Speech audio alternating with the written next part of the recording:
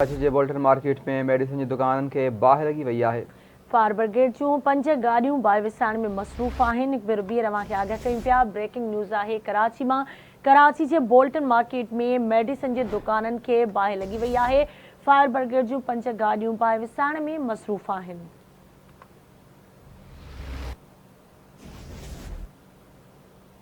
कराची जे Bolton market में medicine जी दुकाननि खे बाहि लगी वई है। फायर ब्रिगेड जूं 5 गाड़ियूं बाहि विसाइण में मसरूफ़ आहिनि। अहम ख़बर है कराची खां बोल्टन मार्केट में मेडिसिन जी दुकाननि खे बाहि लगी वई है।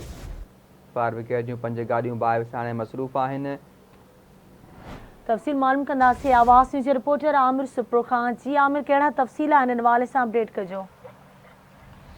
जी बिल्कुल, कराची जो यूसुफ प्लाजा बोल्टन मार्केट वेठो बिल्डिंग में बाहि लगी है। बाहि सबब इलाइक़े में धुओं पिणु ॾिसण में अचे थो। मां खे ॿुधाईंदोलां फायर ब्रिगेड जूं गाॾियूं तोड़े रेस्क्यू 1112 जूं टीमूं ऐं एम्बुलेंस उते जाइ ते मौजूदु आहिनि।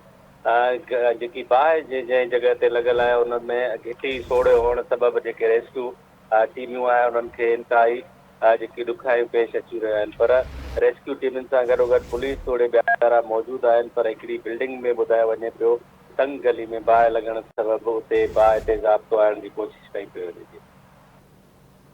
वॾी महिरबानी आमिर अपडेट करण लाइ।